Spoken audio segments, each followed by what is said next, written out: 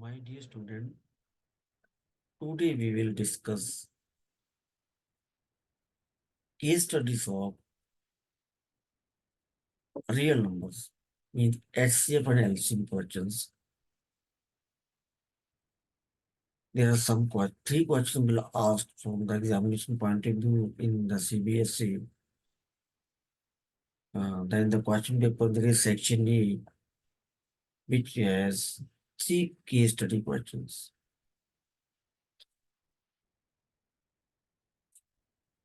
This is totally application part of the concept. Suppose there is a statement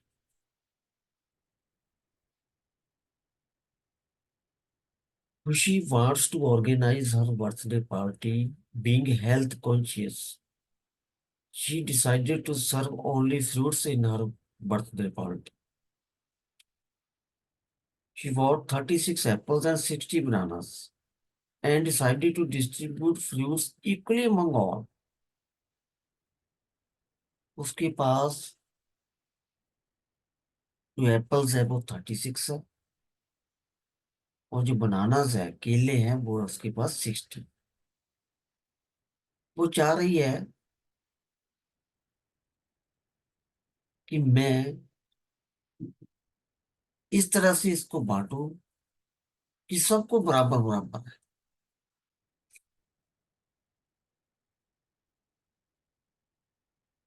तो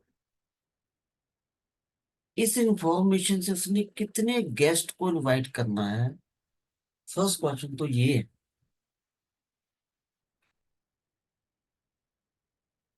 अब वो कितने guest को वो इनवाइट करे, जी हमें कैसे कैलकुलेट करना है।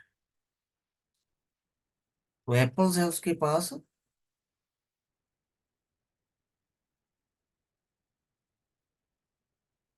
36, बनाना कितने हैं उसके पास 60। तो फर्स्ट ऑफ ऑल हमने क्या कैलकुलेट करना है इसका, दोनों का HCF कैलकुलेट करना बाई प्राइम फैक्टराइजेशन मेथड, या आप डिवीजन मेथड कर लो। इसमें आपके लिए वो कोई बाउंडेशन नहीं है, लेकिन आपके सिलेबस में सिर्फ प्राइम फैक्टराइजेशन मेथड है। जो अल्टरनेट मेथड्स होते हैं वो एक्सेप्टेड होते हैं जब भी आप इसको सॉल्व करोगे। ऐसा नहीं है कि वो आपको इसके मार्क्स नहीं मिलेंगे। हाँ, मैथमेटिकल कंसेप्ट की वो ढंग से करना है, मैथमेटिकली वो होना चाहिए। अब 36 के फैक्टर मेरे पास बने हैं 2 multiply by 2 multiply by 3 multiply by 3, और 60 के फैक्टर बने हैं 2 multiply by 2 multiply by 3 multiply by 5। अब इन दोनों का HCF कितना आएगा, HCF means higher common factor. अब दोनों में देखना है कॉमन कौन कौन है। दो एक बार, दो दोनों में दूसरी बार भी है, तो तीन एक बार। तो मेरे पास जो HCF बनेगा इसका 2 × 2 × 3 मीनस 12। अब 12 गेस्ट को वो इनवाइट कर सकती है। अगर वो 12 गेस्ट को इनवाइट करेगी तो देखो सभी को एप्पल्स कितने आएंगे, हर बंदे को इंडिविजुअली 3 एप्पल आ जाएंगे, 3 एप्पल्स आ जाएंगे। और बनानास कितने आएंगे,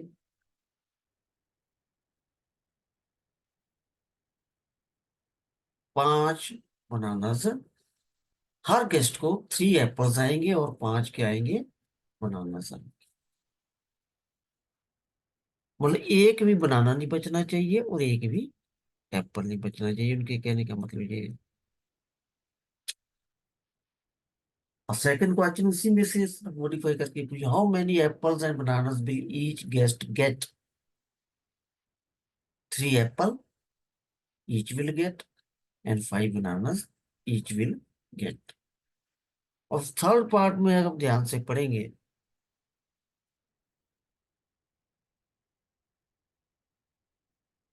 तो थर्ड पार्ट में बेटा मेरे पास क्या दिया है उसमें,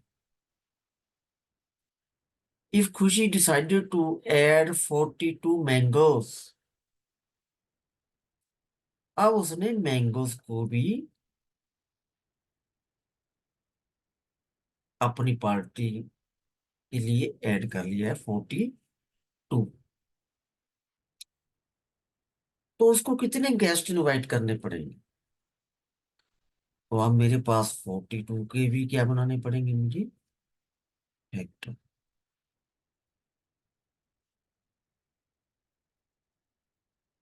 अब नंबर ऑफ गेस्ट मेरे चेंज हो जाएंगे इसमें, कि मैंने सभी को क्या करना है, इक्वली ही डिवाइड करना है, इक्वली ही सबको ये बांटने हैं। बनानास, एप्पल्स और मैंगोस, अब सभी को मैं फैक्टर बनाने पड़ेंगे हमें।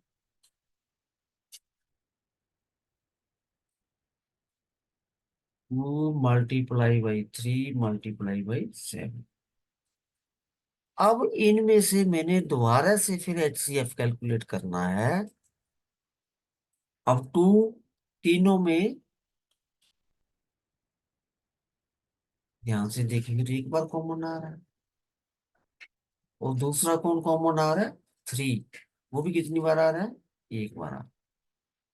वो तो कोई कॉमन नहीं आ रहा है। तब मेरा थर्ड पार्ट में जो HCF बनेगा, 2 × 3 इज इक्वल टू 6। अगर मैंने मैंगो 42 ऐड कर लिए खुशी ने, तो उसको जो गेस्ट है वो कितने बुलाने पड़ेंगे, ओनली 6। अगर वो 6 गेस्ट बुलाएगी, तो हर गेस्ट को जो एप्पल्स है, अगर क्वेश्चन फर्दर उसने इंप्रूव कर दे, इसको पूछ लिया, तो हर गेस्ट को 6 एप्पल मिलेंगे। और बनानास कितने मिलेंगे, 10 बनाना मिलेंगे।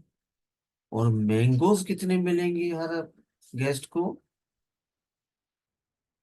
7 ही मैंगोज। अब इसमें एक ऑप्शनल है, if the cost of 1 dozen of banana is ₹60, the cost of 1 apple is ₹15, and the cost of 1 mango is ₹20. Find the total amount spent on 60 bananas, 36 apples and 42 mangoes. ये तो आपके पास simple calculation है। अब आपको ध्यान से ये देखना है कि इस केस में बनाना कितने लगे,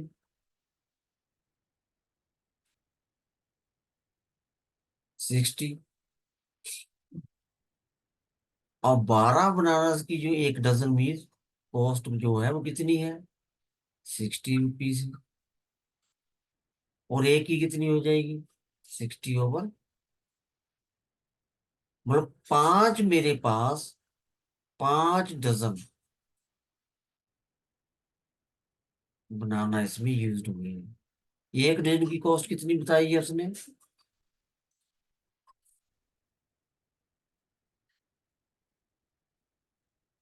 60 ही मेरे पास, कॉस्ट भी 60 आई है, लेकिन बनाना भी 60 थे।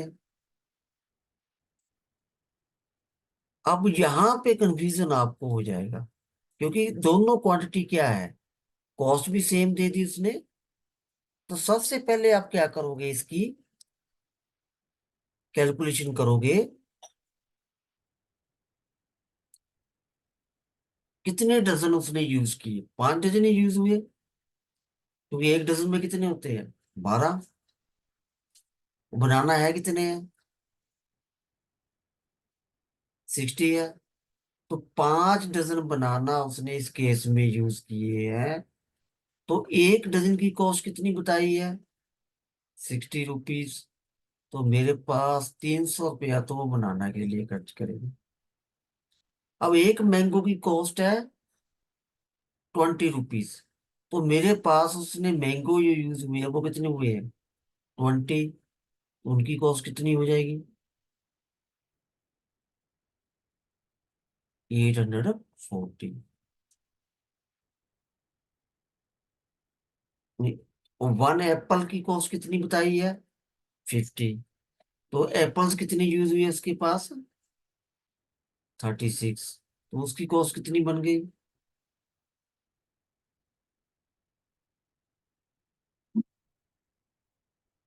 5। अब इन तीनों को आप ऐड कर लो। 1680 रुपीज आपको जो कॉस्ट है खुशी को आएगी ये पार्टी ऑर्गेनाइज करने के लिए। अब केस स्टडी के क्वेश्चंस आपको बच्चों को क्यों पूछे जाते हैं? और ये क्वेश्चन आपको सिंपली भी पूछा जा सकता था कि आप 3660 है तो इसका आप HCF निकालिए, इसका आप LCM निकालिए। तो आप बच्चों के मन में ये बात होती है कि हम ये चीजें पढ़ तो रहे हैं कि हमारी यूज कहाँ हो रही है। अब जैसे छोटी छोटी हम घरों में पार्टीज करते हैं, फंक्शन करते हैं,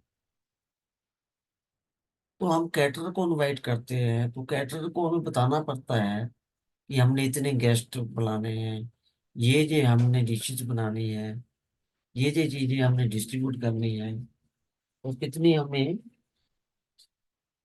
कॉस्ट आएगी, कितनी हमें परचेजिंग करनी पड़ेगी।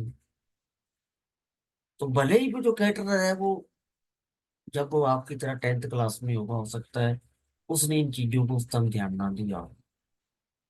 जब वो उसकी प्रोफेशनल लाइफ में ये चीजें आ जाती है तो वो भली भांति इसको सीख जाते हैं। अब आपने मेसन देखा होगा, मिस्त्री जिसको हम बोलते हैं, घर जो बनाता है। अब जब वो स्टूडेंट होता होगा, हो सकता है उसने ध्यान ना दिया हो सरफेस एरिया कैसे निकालना है, एरिया ऑफ रेक्टेंगल कैसे निकालना है, एरिया ऑफ हम्बस कैसे निकालना है, एरिया ऑफ ट्रापेजियम कैसे निकालना है। जब वो प्रोफेशनल लाइफ में आ जाता है तो जैसे मकान बनाना है तो दीवारें भी बनेगी उसमें, लेंटर भी डलेगा उसमें। तो वहां क्या होता है? कॉन्ट्रैक्ट होता है, कस्टमर के साथ मिशन करता है। वहां क्या चीज काउंट करते हैं? जितने स्क्वायर फीट आपने लेंटर डाला है उसके हिसाब से वो लेबर लेता है। अब विदाउट प्लास्टर करने का अलग कॉस्ट होगा, सिंपली आपने दीवारें खड़ी करके लेंटर डालना है उसका स्क्वायर फीट का रेट अलग होगा। और कैलकुलेशन किससे बेस पे होती है? एरिया ऑफ प्लेन फिंगर्स, जो लेंटर उसने डाला है, जो छत उसने डाली है। तो बेटा ये जो चीजें हैं ये हमारी डेली लाइफ में काम आने वाली चीजें हैं। इसलिए आजकल CBSE ने केस स्टडी क्वेश्चन को ज्यादा ही फोकस किया हुआ है कि स्टूडेंट को अपनी डेली लाइफ में जब वो मेच्योर हो जाए, किसी प्रोफेशन में जाए, उनको कोई प्रॉब्लम ना। उम्मीद है ये बातें आपको समझ आएगी। धन्यवाद।